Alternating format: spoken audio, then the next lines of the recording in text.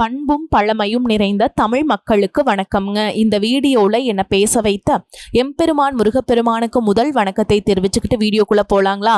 நீங்களும் என்னுடன் சேர்ந்து இந்த மந்திரத்தை சொல்லிட்டே உன்னால் முடிஞ்சதுன்னா கமெண்ட் பாக்ஸில் ஒரு முறை கமெண்ட் பண்ணுங்க. ஓம் முருகாசரணம், ஓம் முருகாசரணம், ஓம் முருகாசரணம். என்னை காக்கும் கந்தா கடம்பா கதிர்வேலா, நீதான் என்னை நம்பி இந்த வீடியோ பதிவை பார்க்க வந்தவங்களை கூட நின்று காப்பாற்றணும். அவங்க கஷ்டம் நஷ்டம் எல்லாம் விலகி சந்தோஷமாயிருக்க நீதான் ஐயா பொறுப்பு. ஜோதிடம் என்னும் மகா கலை மூலம் நாம் இன்று இணைந்துள்ளோம். இந்த கலையில மேஷராசி நேயர்களுக்கு என்னெல்லாம் நடக்க போகுது, அவங்க வாழ்க்கை நல்லபடியா மாறுமா மாறாதா, அவங்க பிழைக்க ஒரு வழியாவது நீ இருக்கா என அனைத்து விஷயங்களையும் விலாவரியா பேச போறோங்க. அதற்கு முன்னாடி சப்ஸ்கிரைப் பண்ணாதவங்க மறக்காம சப்ஸ்கிரைப் பண்ணிக்கோங்க. அப்படியே பெல் பட்டனையும் கொடுத்து ஆல் அப்படிங்கிற ஆப்ஷனையும் தேர்ந்தெடுத்து வைங்க. அப்போதான் நாங்கள் போடுற ஒவ்வொரு பதிவும் உடனே உங்ககிட்ட வரும். வணக்கம் என் அன்பான நேயர்களே, நீங்கள் காணொளியின் தலைப்பை பார்த்திருப்பீங்க. அந்த தலைப்பை நான் ஏன் வைத்தேன் என்று நீங்கள் யோசித்து கொண்டிருக்கலாம். இந்த காணொளியை நீங்கள் மிகவும் கவனத்துடனும் சிந்தனையுடனும் புரிதலுடனும் பார்க்க வேண்டும் என்று நான் விரும்புகிறேன். ஏனெனில் இந்த ஒரே ஒரு காணொளியிலேயே உங்களின் கடந்த காலம், நிகழ்காலம் மற்றும் எதிர்காலம் ஆகிய மூன்றும் மறைந்திருக்கிறது. எனவே இந்த காணொளியை ஒரு சாதாரண காணொளியாக நீங்கள் கருத வேண்டாம். இது ஒரு தனித்துவமான ஆழமான கணிப்பு காணொளி. பொதுவாக இது போன்ற காணொளிகளை கொண்டு வருவதற்கு மிகுந்த ஆழ்ந்த சிந்தனையும் ஆராய்ச்சியும் தேவை. அதோடு இந்த கருத்துக்களை வெளிப்படுத்துவதற்கு மனமும் ரொம்ப நல்ல நிலையில இருக்க வேண்டும்ங்க. இந்த காணொளியை பார்த்த பிறகு உங்கள் வாழ்க்கையிலேயே ஒரு புது தெளிவு பிறக்கும். காணொளியை சற்று நீளமாக இருக்கும், ஏனென்றால் இதுவரைக்கும் யாரும் சொல்லாத தகவல்களை நான் கொண்டு வந்துள்ளேன். என் அன்பானவர்களே, முதலில் ஒரு முக்கியமான தகவல்களை நான் சொல்லிவிடுகிறேன். மே மாதம் 2025 உங்களின் முந்தைய வாழ்க்கையை பற்றி நீங்கள் அதிகமாக நினைத்து கொண்டிருந்தீர்கள். உங்களுக்குள் ஒரு பதற்றத்தின் சூழலில் இருக்கிறீங்க. உங்கள் வாழ்க்கையில நிலைப்படுத்த வேண்டும் என்ற வெறி உங்களுக்குள் எரிந்து கொண்டிருக்கிறது. ஏதேனும் பெரிய காரியங்களை செய்ய வேண்டும் என்ற உணர்வு உங்களிடம் இருக்கிறது. ஒரு விஷயத்தை நினைவில் வைத்துக் கொள்ளுங்கள். கடந்த ஆண்டுகளிலேயே நீங்கள் உங்கள் வாழ்க்கையிலேயே சில தவறுகளை செய்தீர்கள். நீங்க செய்த முதல் தவறு என்னன்னா, குடும்பத்தின் பொறுப்புகளிலிருந்து கடமைகளிலிருந்து விலகி தனியாக வாழ உங்களுக்கு வாய்ப்பு கிடைச்சது. ஆனால் அந்த வாய்ப்பை நீங்கள் நிராகரித்துவிட்டு உங்களை தவறாக பயன்படுத்திய அதே நபர்களிடம் மீண்டும் மும்முரமாக இருந்துவிட்டீர்கள். கடந்த ஆண்டுகளிலேயே திருமணம் செய்து ஒரு சரியான இலக்கை நோக்கி செல்ல உங்களுக்கு வாய்ப்பு இருந்தது. ஆனால் நீங்கள் உங்களை தாம்பத்திய வாழ்க்கையிலேயே அல்லது ஒரு உறவில் ஈடுபட ஒரு தவறான தேர்வை செய்தீர்கள். மேலும் அது உங்கள் வாழ்க்கையை நரகமாக்கி விட்டது. ஏனெனில் வாழ்க்கையில ஏதாவது சாதிக்க இதுவே சரியான வாய்ப்பாக இருந்தது. ஆனால் நீங்கள் ஒரு உறவில் கட்டுப்பட்டு விட்டீர்கள். அதிலிருந்து உங்களால் இதுவரை நிம்மதியாக இருக்க முடியவில்லை.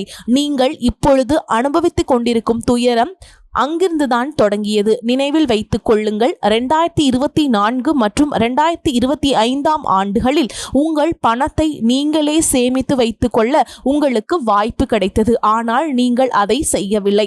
அதன் பிறகு உங்க வாழ்க்கையில தொடர்ந்து இதே வழியில் தான் சென்று கொண்டிருக்கிறது. திருமண வாழ்க்கையில குழப்பங்கள் நீடித்தன.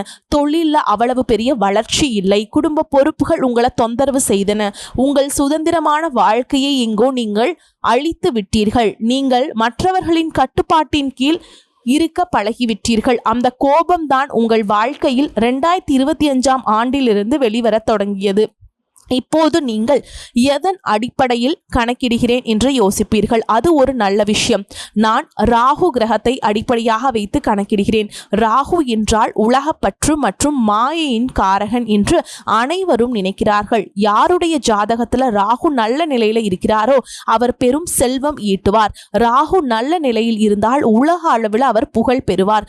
தொழில் அதிபர், பெரிய நில விற்பனையாளர் அல்லது மிகப்பெரிய வணிகர் ஆகிவிடுவார். இதுதான் அனைவரின் கருத்து. ஆனால் ராகுவின் உண்மை தன்மையில் யாரும் ஒருபோதும் கவனம் செலுத்துவதில்லை. நீங்கள் உங்கள் வாழ்க்கையில் கடந்த ஆண்டுகளில் ஒரு உறவில் இருந்தபோது ராகு உங்களுக்குள் ஒரு ஆவலையும் இயக்கத்தையும் உருவாக்கினார். நான் அடங்கி இருக்கக்கூடாது, நான் சுதந்திர மனதுடன் வாழ வேண்டும், நான் யாருக்கும் அடங்கி இருக்க மாட்டேன், என்னிடம் தகுதி இருந்தால் உலகிற்கு நான் எதையாவது செய்ய முடியும் என்பதை காட்டுவேன். ஏனென்றால் நீங்கள் நிறைய காலமாக அடங்கி காலத்தை கடத்திவிட்டீர்கள்.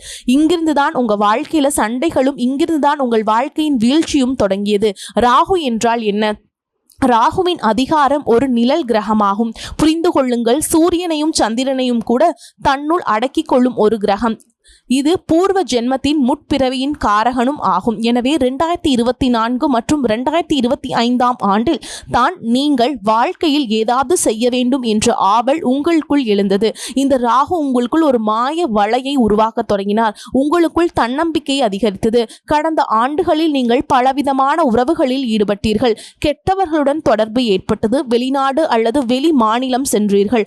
உங்கள் ஊதியமும் அதிகரித்தது. ஆனால் உங்களுக்குள் கோபம், ஆத்திரம் மற்றும் நான் யாருடைய கீழும் இருக்கக்கூடாது என்ற எண்ணமும் தோன்றியது. ஒரு வகையிலேயே இந்த குணம் உங்களை சரியான வழியிலேயே இட்டு சென்றது. ஆனால் இந்த நேரத்திலே உறவுகளும் முறிந்துவிட்டன. ஒரு சரியான தொழிலும் கைவிட்டு போனது, வீடும் கைவிட்டு போனது, இடமும் கைவிட்டு போனது, உங்கள் உறவும் கைவிட்டு போனது. இப்போது நான் ஒரு முக்கியமான விஷயத்தை சொல்லப் போகிறேன். கேது துயரத்தை கொடுத்து தர்மவானாக மாற்றுவார். ராகு உங்களின் தகுதிக்கு அதிகமாகவும் எல்லா வகையான சுகங்களையும் கஷ்டங்களையும், அதாவது நல்ல கர்மாவின் பலனாகவோ அல்லது கெட்ட கர்மாவின் பலனாகவோ கொடுத்து உங்களை தர்மத்தை நோக்கி இட்டு செல்வார். 2025 ஆண்டில் ஆரம்பத்திலும் இதுவே உங்கள் நிலைமையாக இருந்தது. பணம் வந்து கொண்டிருந்தது. நீங்கள் ஒரு உறவிலேயே இருந்தீர்கள். ஆனால் உங்களுக்கு மோசடி நடந்தது. பணத்தின் மதிப்பை பற்றி உங்களுக்கு தெரிந்தது. நீங்களே எப்படி சமாளிக்க வேண்டும் என்பது உங்களுக்கு வந்தது. ஆனால் இதற்கு மத்தியில் உங்களுக்கு ஏமாற்றம் ஏற்பட்டது. நீங்கள் கடன் பட்டீர்கள். குடும்பத்திலேயே சண்டைகள் ஏற்பட்டன. சிலர் உங்கள் பணத்தை அபகரித்து கொண்டனர். சிலர் தவறானவர்களுடன் நீங்கள் பழக நேர்ந்தது. குழந்தைகளை பற்றிய சூழல்கள் மோசமடைந்தன. தந்தையிடமிருந்து தூரம் ஏற்பட்டது. சகோதர சகோதரிகளை பற்றிய சூழல் மோசமடைந்தது. வாழ்க்கை துணையும் சண்டைகள் ஏற்படுத்தி கொண்டிருந்தனர். ஆனால் இப்பொழுது பாருங்கள், உங்க வாழ்க்கையில மாற்றம் வர தொடங்கியுள்ளது. உங்களை விட்டு பிரிந்து செல்ல போகும் உறவு என்று நான் எழுதியுள்ளேன். அது தண்டனை அல்ல, அது ஒரு ஆசீர்வாதம். நீங்கள் இத்தனை நாட்களாக பிடித்து கொண்டிருந்த, உங்களை அழுத்தி கொண்டிருந்த சில மனிதர்கள், சில நினைவுகள் அல்லது பழைய பழக்கங்கள் விலகி போகின்றன. இந்த விடிவு உங்கள் வாழ்க்கையில் ஒரு புதிய வாசலை திறக்கப் போகிறது. உங்களை உண்மையாக மதித்து நேசிப்பவர்கள் மட்டுமே இந்த 2026 ஆண்டில் உங்கள் வாழ்க்கைக்குள்ளே வரப்போகிறார்கள். எனவே பயப்படாதீர்கள். இது ஒரு முடிவல்ல, இது உங்கள் புதிய ஆரம்பம். இந்த 2026 ஆண்டை பொறுத்தவரை மிகப்பெரிய எதிர்பார்ப்பை ஏற்படுத்தி இருக்கிற அமைப்பு எதுவென்றால் குரு பயிற்சி தான். குரு பகவான் 11 வருடங்கள் கழித்து ஜூன் 1 மீண்டும் கடகராசியில வந்து உச்சமாக போறார். உச்ச குருவின் பார்வையில சனி பகவான் இருப்பது ஒரு சிறப்பான அமைப்பு. வருட தொடக்கத்துல மிதுனத்துல வக்ரமாக இருக்கும் குரு மார்ச் 9 பிறகு நேர்கதியில் பயணம் செய்வார். 2026 வருடம் இருக்கிற பிரச்சனைகளுக்கும் குழப்பங்களுக்கும் ஒரு விமோசனத்தை கொடுக்கும். மார்ச் 9 பிறகு நிறைய சிறந்த மாற்றங்கள் நடக்கும். தைரியம், அபிவிருத்தி உண்டாகி முயற்சிகள்ல வெற்றி கிடைக்கும். சுப விசேஷங்கள் மற்றும் சுப மாற்றத்திற்கான முயற்சிகள்ல சிறப்பான வெற்றி கிடைக்கும். இளைய சகோதர சகோதரிகளுடன் இருந்த கருத்து போராட்டங்கள் நீங்கும். உடல் ஆரோக்கியம் மேம்படும். திருமண முயற்சிகள் இருப்பவர்களுக்கு மிக விரைவிலேயே நல்ல செய்திகள் கிடைக்கும். திருமண வாழ்வில் இருந்த குழப்பங்கள் மறையும். பொருளாதார ரீதியாக தன் நிறைவடையும் அமைப்பு உருவாகும். செய்யக்கூடிய செலவுகள் அர்த்தமுள்ளதாகவும் சுப விரய செலவுகளாகவும் இருக்கும். வண்டி, வாகனம், வீடு, நிலம் வாங்கக்கூடிய யோகம் உண்டு. மேலும் கல்வி சம்பந்தமான சுப விரய செலவுகள் அதிகமாக இருக்கும். தாயாரின் ஆதரவு நன்றாக இருக்கும். தந்தையின் ஆதரவு உங்களுக்கு பரிபூர்ணமாக கிடைக்கும். கவனிக்க வேண்டிய விஷயங்கள், இவ்வளவு நல்ல விஷயங்கள் இருந்தாலும் எதிலெல்லாம் அக்கறை செலுத்த வேண்டும் என்றால், குரு 4ஆம் இடத்துல உச்சமாவது மன ஆரோக்கியம் சார்ந்த வகையில சில பாதகங்களை கொடுக்கலாம். மன நிம்மதி கிடைக்கவில்லையே என்ற எண்ணம் ஏற்படலாம். அதனால தேவையில்லாத விஷயங்களை யோசிக்காமல் உங்கள் மன ஆரோக்கியத்திலேயே அக்கறை செலுத்தி கொள்ள வேண்டும். கேது 5ஆம் இடத்துல இருப்பதால் எந்த ஒரு விஷயத்துக்கும் உணர்ச்சி வசப்படுவது, கோபம் அடைவது ஆகியவை அதிகமாக வெளிப்படும். எனவே இந்த காலகட்டத்தில் உங்கள் பேச்சிலேயே நிதானம் இருந்து கொள்ள வேண்டும். பிள்ளைகள் சம்பந்தப்பட்ட விஷயங்கள்ல சில மன வருத்தங்கள் இருக்கலாம். கர்ப்பிணி பெண்கள் அலட்சியம் இல்லாமல் கவனமாக இருக்க வேண்டும். ராகு 11 வந்து ஆசையை தூண்டுவதால் பிரம்மாண்டமாக செய்ய வேண்டும் என்று நினைப்பதை தனித்து எளிமையை கடைபிடிப்பது நல்லது. வேலையில ஒரு மாதிரி சுமை இருக்கும், சக ஊழியர்களோடு அனுசரித்து போக வேண்டும். கடன் சம்பந்தப்பட்ட விஷயங்கள்ல மன உளைச்சல் அதிகரிக்க வாய்ப்பு இருக்குதுங்க. எனவே அதிக கடன் எடுக்காமல் திட்டமிட்டு செலவு செய்ய வேண்டும். இந்த காலகட்டம் சனியின் பார்வை 6ஆம் இடத்துல இருப்பதால் உத்தியோகத்துல வேலை சுமை இருக்கும். அதே சமயம் எதிரிகள் உங்கள் வளர்ச்சியை கண்டு பொறாமைப்பட வாய்ப்பு இருக்குதுங்க. ஆனால் சனி பகவான் 6ஆம் இடத்தை பார்ப்பதால் உங்களுக்கு வரவேண்டிய பண பாக்கிகள் நிலுவையில் இருந்தால் அது வந்து சேரும். நீங்கள் சுப காரியங்களுக்காக கடன் வாங்கும் சூழல் உருவாகலாம். இருப்பினும் கடன் வாங்காம இருக்க விஷயத்துல வந்து நீங்க உங்கள் சொந்த ஜாதகத்தை ஆய்வு செய்து திட்டமிட்டு செயல்படுவது மிகவும் அவசியம். பெரிய அளவுல முதலீடுகளை தவிர்ப்பது நல்லது. உடல் ஆரோக்கியத்தை பொறுத்த வரைக்கும் மூட்டு வலி, அதே மாதிரி கைகால் வலி, அந்த கணுக்கால் வலி, இதுலாம் ரொம்ப கவனமா இருக்கணுங்க. மருத்துவ செலவுகள் அதிகரிக்கும் என்றாலும் அது உங்களுக்கு முழுமையான நிவர்த்தியையும் உடல் ஆரோக்கிய மேம்பாட்டையும் தரக்கூடிய அர்த்தமுள்ள செலவாக இருக்கும். நட்பு வட்டம், அக்கம் பக்கத்தில் இருப்பவர்களின் உதவி, நண்பர்களின் ஒத்துழைப்பு மற்றும் புதிய நண்பர்களின் வரவு இந்த காலகட்டம் சிறப்பாக இருக்கும். நண்பர்கள் மூலம் ஆதாயம் கிடைக்கும். பூர்வீக சொத்துக்கள், குரு பகவான் உச்சமாகி 4ஆம் இடத்தை பார்ப்பதால் பூர்வீக சொத்துக்கள் சம்பந்தமான பிரச்சனைகள் பேசி தீர்க்கப்பட்டு உங்களுக்கு சாதகமான முடிவுகள் கிடைக்கும் வாய்ப்பு இருக்குதுங்க. மேலும் தங்கத்தில் முதலீடு செய்வது அல்லது தங்க ஆபரணங்கள் வாங்கி சேர்ப்பது மிகவும் நல்லது. ஆசைகளை கட்டுப்படுத்துதல். 11ஆம் இடத்துல இருக்கும் ராகு உங்களின் ஆசையை தூண்டி பிரம்மாண்டமான சிந்தனையை கொடுக்கும். ஆசைதான் துன்பத்திற்கு காரணம் என்பதை நினைவில் கொள்ளுங்கள். எனவே உங்களால் இயன்றதை மட்டும் பிரம்மாண்டமாக செய்ய நினைக்காமல் எளிமையாகவும் நேர்த்தியாகவும் செய்வதற்கு ரொம்ப நல்லதுங்க. வெற்றிக்கு வழிவகுக்கும். அதுவே உங்களுக்கு எப்பொழுதும் ஒரு மனிதனுக்கு துன்பம் மட்டுமே நடந்து விடாது. நல்ல காலம் என்று ஒன்று இருக்கும். அதுதான் இப்பொழுது உங்களுக்கு வரப்போகிறது. உங்கள் வாழ்க்கையில கிட்டத்தட்ட 2026 ஜனவரி மாத நடுப்பகுதி எடுத்துக்கொள்ளுங்கள். நீங்கள் மெதுவாக மனதை அமைதிப்படுத்த ஆரம்பிப்பீங்க. உங்கள் கோபம், உங்கள் மனச்சோர்வு மெதுவாக குறைய தொடங்கும். நீங்கள் உங்கள் வாழ்க்கையில் செய்த தவறுகள் அல்லது சில தற்காலிக இன்பங்களுக்காக அல்லது மற்றவர்களின் மாயையில் நீங்கள் சிக்கி இருந்தால் மீண்டும் உங்க வாழ்க்கையை நோக்கி மெதுவாக திரும்ப ஆரம்பிப்பீர்கள். மேலும் உங்கள் வேலைக்கு சரியான தேர்வு கிடைக்கும். உங்கள் வாழ்க்கையிலேயே கௌரவம், மரியாதை அதிகரிக்க தொடங்கும். உங்களிடம் குறைந்துவிட்ட பொறாமை எல்லாமே வந்து சூப்பரா இருக்குங்க. உங்களிடம் குறைந்துவிட்ட பொறுமை வளரத் தொடங்கும். எந்த மனிதனுக்குள்ள பொறுமை இல்லையோ அவனுக்கு சமூகத்திலும் மரியாதை கிடைக்காது. யாரும் மரியாதை கொடுக்கவும் மாட்டார்கள். எனவே உங்களிடம் பொறுமை வளரத் தொடங்கும். பொதுவெளியில் உங்கள் நடத்தை, உங்கள் எதிர்காலம், உங்கள் பிம்பம் மிகவும் நன்றாக மாறத் தொடங்கும். தன்னம்பிக்கை அதிகரிக்க தொடங்கும். மேலும் உங்களுக்கு வாழ்க்கையின் சரியான திசை தானாகவே கிடைக்கும். மனதில் இருந்த கவலைகள் நீங்கும். வாழ்க்கை வாழ்வதற்கான ஒரு காரணம் தெரிய வரும். மேலும் முற்பிறவியில் நீங்கள் செய்த புண்ணியத்தின் பலனும் கிட்டத்தட்ட ஜனவரி முதல் கிடைக்க தொடங்கும். அதோடு மீண்டும் ஒரு சரியான உறவில் உங்க வாழ்க்கையை நிலைப்படுத்துவீர்கள். தவறுகளை மறப்பீர்கள். தவறுதலாக பழைய உறவுகளை சரி செய்ய வாய்ப்பு கிடைத்தால் அதுவும் சரியாகும். பணம் சிக்கியிருந்தது, ஆதரவு இல்லை, தந்தையின் ஆதரவு இல்லை, சொத்து கைவிட்டு போனது, இது எல்லாமும் திரும்ப வர தொடங்கும். இந்த விஷயங்கள் அனைத்தும் அசாதாரண ஆசைகள் காரணமாக நடந்தது. அதே மாதிரி மாய வலையில் சிக்கியதால் நடந்தது. தவறான நபர்களின் காரணமாக நடந்தது.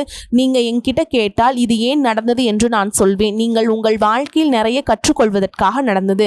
நீங்கள் தொழில்நுட்ப அறிவை கற்றுக்கொண்டீர்கள், உறவுகளின் அறிவை கற்றுக்கொண்டீர்கள், அதோடு பணத்தின் முக்கியத்துவத்தை கற்றுக்கொண்டீர்கள், உறவுக்கும் அயலாருக்கும் உள்ள வித்தியாசத்தை புரிந்து கொண்டீர்கள், பணம் மற்றும் சொத்தின் சூழல்களை பார்த்தீங்க. என்ன நடந்தது, என்ன செய்ய முடியும் என்று நினைத்தவர்களுக்கு நீங்கள் செய்து காட்டினீர்கள். கடந்த காலம் உங்களுக்கு மனதளவில் துயரத்தை அளிக்கிறது. ஏனென்றால் ராகு இப்பொழுது உங்களை பிரம்மை உலகத்திலிருந்து வெளியேற்றி ஆன்மீகம், விடுபடுதல் மற்றும் வாழ்க்கையை நேரான பாதையில் இட்டு சென்று கொண்டிருக்கிறார். அதாவது உங்களிடமிருந்து ஏதேனும் தவறு நடந்திருந்தால் நீங்கள் அந்த தவறை ஏற்றுக்கொள்கிறீர்கள். மேலும் அதை சரி செய்யவும் முடியும். இப்பொழுது உங்கள் உறவுகளில் ஆசைகளை விட நீங்கள் மதிப்பை கொடுக்க போகிறீர்கள். பணத்தை விட உங்களுக்கு நீங்களே மதிப்பை கொடுக்க போகிறீர்கள். மேலும் சிறிய சிறிய வீண் பேச்சுக்களுக்கு நீங்கள் கவனம் கொடுக்க போறதில்லை. ஆனால் இப்பொழுது நீங்கள் வாழ்க்கையில நிலை பெற்று விட்டீர்கள். மேஷராசிக்காரர்களே, இந்த காலகட்டம் குரு உச்சமாகி உங்களுக்கு பொற்காலத்தை தரப்போகிறார். எனவே இந்த ஏற்றமிகு ஆண்டின் பலன்களை முழுமையாக பெறவும் உங்கள் ராசியின் அதிபதியான செவ்வாய் பகவானின் பலத்தை பெருக்கவும் ஒரு சிறப்பான பரிகாரத்தை செய்யலாம். முருகர் மற்றும் விநாயக பெருமானுடைய வழிபாடு. செவ்வாயின் அருளை பெற உங்கள் இஷ்ட தெய்வமான முருகப் பெருமானை செவ்வாய்க்கிழமைகள்ல தவறாமல் வழிபாடு செய்யுங்கள்.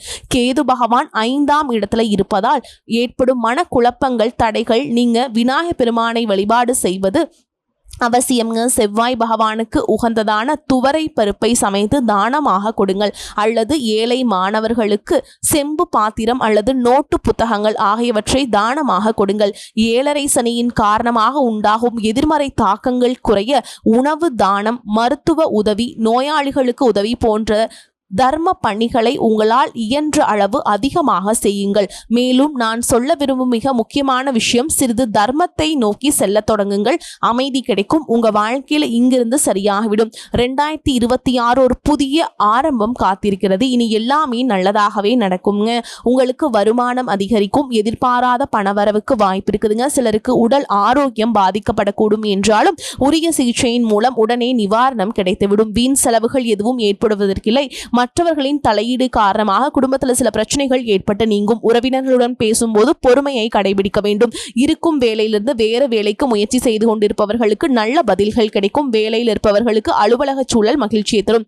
சக ஊழியர்களுடன் அனுசரணையாக இருப்பது நன்மையை தரும். வியாபாரத்தில் சற்று கூடுதலாக உழைக்க வேண்டி வரும். பற்று வரவு சுமூகமாக நடக்கும். பணியாளர்களின் ஒத்துழைப்பு நன்றாக இருக்கும். குடும்பத்தை நிர்வகிக்கும் பெண்களுக்கு பிரச்சனை இல்லாத காலகட்டம். கணவரின் மூலம் எதிர்பார்த்த பண உதவி கிடைப்பதால் உற்சாகமாகவே இருப்பீங்க. எதை பற்றியும் கவலைப்படாமல் நடப்பது நடக்கட்டும், எல்லாம் அவன் செயல் என்று எண்ணும் மேஷராசிக்காரங்களே, நீண்ட நாட்களாக இழுத்து வந்த சுப பலன்கள் உண்டாகும். எந்த ஒரு வேலையும் மன திருப்தியுடன் செய்வீங்க. புத்து சாதுரியமும் வாக்கு வன்மையும் அதிகரிக்கும்.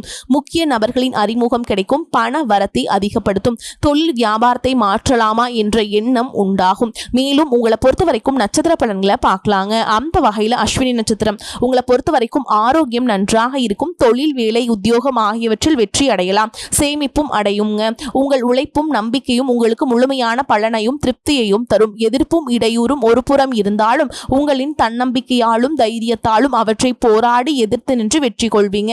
அடுத்ததா பரணி நட்சத்திரம் உங்களை பொறுத்த வரைக்கும் கடமைகளை காப்பாற்றுவீர்கள். பொருளாதாரத்தில் பிரச்சனை இருக்காது என்றாலும் வைத்திய செலவும் அல்லது வீண் விரய செலவும் தவிர்க்க முடியாததாக இருக்கும். அதனால் சில சமயம் விரக்தி ஏற்படலாம். தசா புக்தியை அனுசரித்து தேவையான பரிகாரங்களை செய்து கொள்வதால் மனதில் ஆறுதலும் நம்பிக்கையும் உண்டாகும். தொழில், வியாபாரம், உத்தியோகத்தில் பிரச்சனை இருக்காதுங்க. அடுத்ததா கார்த்திகை நட்சத்திரம் 1ஆம் பாதம் உங்களை பொறுத்த வரைக்கும் கடந்த காலத்தில் உங்களை விட்டு சென்றவர்கள் விரும்பி வந்து சேர்வாங்க. உறவு பலப்படும். தொலைபேசி தொடர்பு மூலமாக சிலர் புதிய தொழில் ஒப்பந்தங்களை ஏற்படுத்தி லாபம் தேடும் முயற்சிகளில் ஈடுபடலாம். குடும்பத்தில் மகிழ்ச்சிக்கு குறைவு இருக்காது. சுப நிகழ்ச்சிகள் இடம்பெறும். உங்களை பொறுத்த வரைக்கும் பரிகாரம் அப்படின்னு பார்த்தோம்னா, செவ்வாய்க்கிழமைகளில் முருகப்பெருமானுக்கு தீபம் ஏற்றி வணங்கி வர, கந்தசஷ்டி கவசம் படிக்க எல்லா பிரச்சனைகளும் தீரும். காரிய வெற்றி உண்டாகும். வரக்கூடிய வாய்ப்புகளை தவற விட்டுறாதீங்க. கெட்டியா பிடிச்சுக்கோங்க. வாழ்த்துக்கள். வாழ்க வளமோடு நலமோடு. நன்றி, வணக்கம்.